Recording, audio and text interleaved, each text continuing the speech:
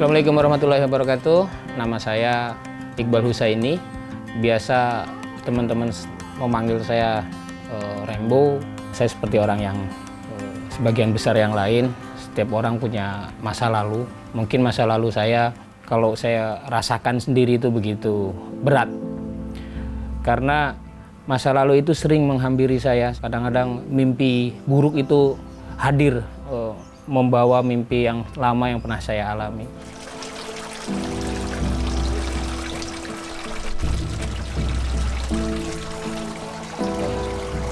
Awal sekitar tahun 2000-an saya masuk di Kompak Ambon, Kompak Puso, konflik Ambon, Kompak Puso, dan akhirnya di era pasca bom Bali 1 saya berangkat ke Filipina Selatan. Saya ikut pelatihan akademi militer di sana sampai 2005. Pasca tsunami Aceh, saya mendapatkan tugas untuk kembali ke Indonesia untuk mengambil beberapa donasi. Saya membantu proses pemberangkatan beberapa orang untuk ke Filipina dan berujung saya ditangkap.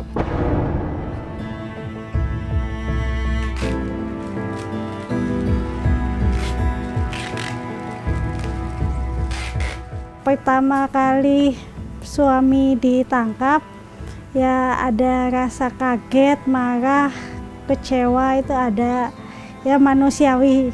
Cuman ya saya merasa ini salah saya atau ini hanya ujian atau ini termasuk hukuman bagi keluarga kita ya. Ya sempat kaget, marah. Saya sebagai istri merasa seperti lalai gitu ya.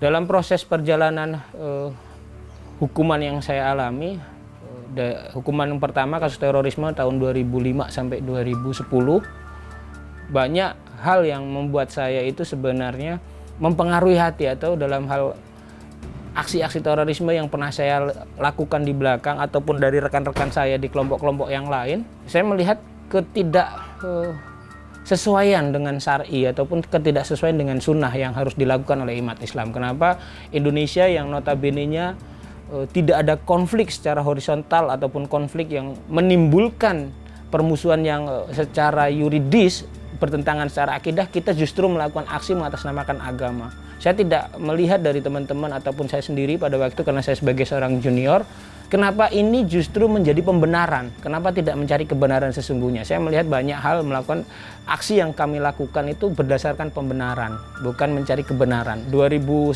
ketika saya bebas, saya seperti kehilangan arah. Bebas 2010 melihat dunia yang sudah berbeda. Apa yang harus saya lakukan? Stigma negatif itu muncul di lingkungan masyarakat bahwanya mantan napiter itu membahayakan, baik membahayakan secara kemajemukan, membahayakan negara, stabilitas negara atau keamanan negara, ataupun pemahaman dan ideologi yang dianggap masyarakat itu masih berada dalam dirinya yang dikhawatirkan memberikan pengaruh kepada masyarakat.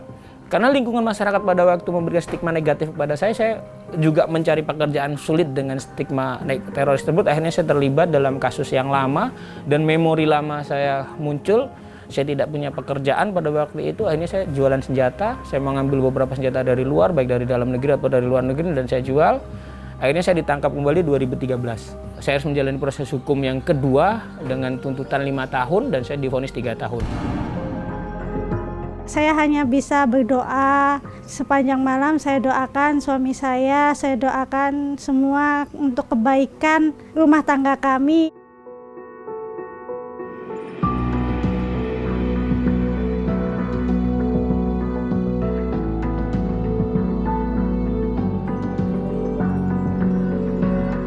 Proses hukum aku yang kedua 2013 sampai 2015, aku bebas 2015 bulan Juli 2015. Nah, ketika aku keluar itulah BNPT bersinergi dengan teman-teman kita dan terutama mantan napiter. Akhirnya saya diajak untuk ikut program pelatihan kewirausahaan yang mereka memanggil para ahli media, memanggil para ahli wirausaha, eksekutif muda ataupun pengusaha-pengusaha muda yang bergerak baik di bidang multimedia, pertanian, kewirausahaan yang lain lah. Akhirnya saya dapat program pelatihan tersebut.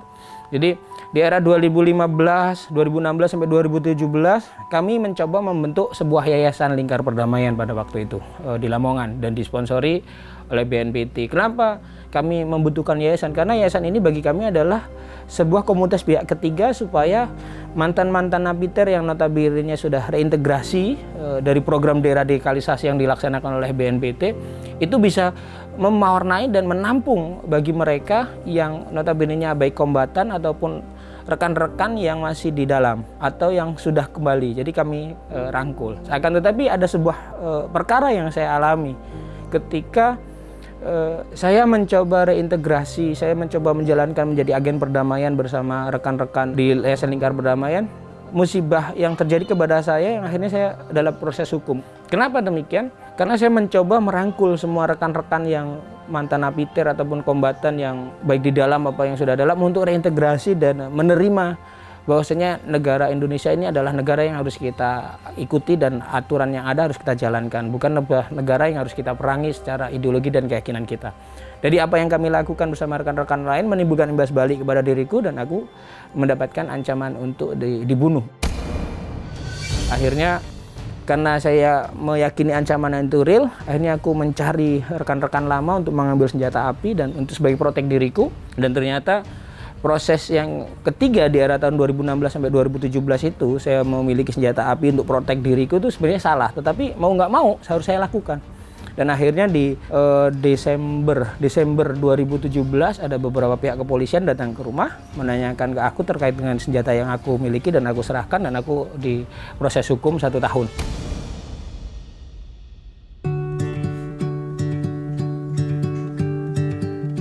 Ketika suami saya kembali pulang bebas dari dalam lapas, suami mengutarakan ingin membuka usaha kecil-kecilan. Kemudian kan mengikuti beberapa kursus kewirausahaan, kemudian kita mencoba buat aquaponik itu, terus kebetulan teman juga baru membuka usaha donat, nawarkan mau ikut jualan ya. Jadi kita ya walaupun awalnya dari 1 dus nyoba-nyoba sedikit-sedikit, alhamdulillah lama-lama ya sekarang sudah mulai banyak pelanggannya. Beberapa usaha itu aku coba lakukan, yang penting gimana aku memiliki income. Badan Nasional Penanggulangan Terorisme yang memiliki tusi mengkoordinasikan, menyusun dan melaksanakan program penanggulangan terorisme dalam bidang pencegahan bagian ketiga, yaitu program deradikalisasi, yaitu pembinaan kewirausahaan. Kita kumpulkan mereka di satu titik dalam satu wilayah untuk kita berikan pengetahuan kewirausahaan, pengetahuan bagaimana mereka siap hidup di masyarakat. Dengan demikian, selama ini kita support, tetapi hanya orang, hampir dikatakan orang per orang, tidak terasa. Tetapi kemudian kita temukan rumusan bahwasanya ternyata mereka satu wilayah, satu tempat, satu komunitas, satu jenis penyakit yang pernah mereka lewati di dalam penjara sebagai narapidana teroris. Akhirnya atas kesepakatan secara internal dan direstui oleh pimpinan dan para mitra deradikalisasi, sepakat untuk kita membentuk yayasan. Ada kurang lebih 20 yayasan sekarang ini terbentuk setiap wilayah. Yayasan-yayasan yang kita bentuk itu berdasarkan kearifan lokal. Usaha yang lain aku lakukan adalah budidaya ikan. Budidaya ikan sistem organik dengan sayuran aquaponik, dan ternyata aku di situ bertahan sampai saat ini bisa berjalan karena pelatihan demi pelatihan, sistem pemasaran yang diajarkan dari program kewirausahaan yang dilaksanakan oleh pihak BNPT, aku ikutin dari beberapa kali program pelatihan itu. Kendala itu banyak ya. Jadi aku juga jualan donat, produksi juga, karena kalau donat itu lebih nyaman karena aku dengan beberapa temanku sharing investasi untuk memproduksi donat frozen. Nah, jadi itu lebih kendala, misalkan ada kerugian, kegagalan produk atau apa, itu kita tanggulangin bersama. Tetapi kalau ikan lele ini yang aku sekarang jalani, lele aquaponik ini, kendala pertama jika suhu atau cuaca itu berubah, terkadang menimbulkan ikan itu mati.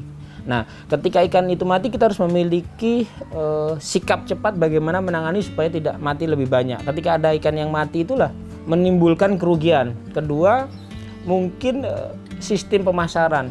Sistem pemasaran, tidak semua orang itu menerima ikan lele aquaponik, karena aquaponik yang aku jalanin, lele organik ini harganya lebih menengah ke atas.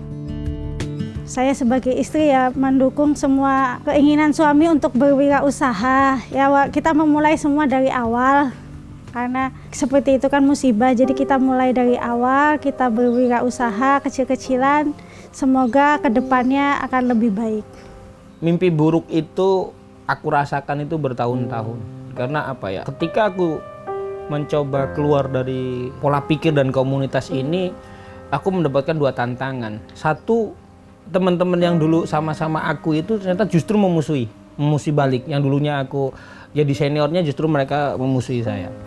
Dari sisi yang lain, proses hukum 2 kali sampai yang terakhir 3 kali itu ternyata menimbulkan efek negatif yang begitu besar buat diriku sendiri terhadap keluargaku.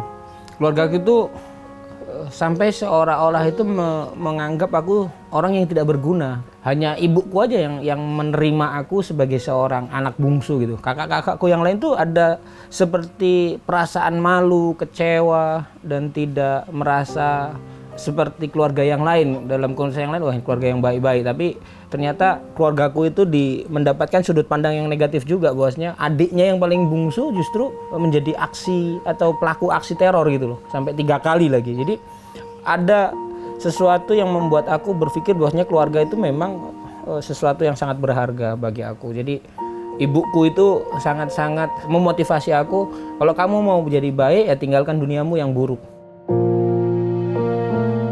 NKRI ini adalah wilayah kita, dilahirkan, dibesarkan di situ. Orang tua kita, kakek kita, bahkan pendahulu-pendahulu kita, bahkan pejuang-pejuang dulu yang telah bersemangat bersama-sama berjuang secara totalitas untuk memerdekakan Indonesia ini, tidak dengan murah mereka membayar, dengan nilai yang sangat-sangat mahal. Jadi ayo sama-sama NKRI ini kita jaga demi kedamaian anak cucu kita ke depan. Karena apa? Bahwasanya NKRI itu, negara Indonesia itu dibentuk bukan karena kelompok individu, bukan karena kepentingan pribadi masing-masing, tapi sudah kesepakatan ijtima, kesepakatan dari baik para ulama, kaum nasionalis ataupun negarawan yang ada, yang akhirnya menjadikan Pancasila sebagai landasan hukum, Undang-Undang Dasar 45 sebagai acuan hukumnya, dan mereka sudah ridho. Kenapa kita harus menghancurkan NKRI, menghancurkan persaudaraan yang terjadi dari sebuah ideologi yang notabene-nya membenarkan satu kelompok dan menyalahkan kelompok yang lain.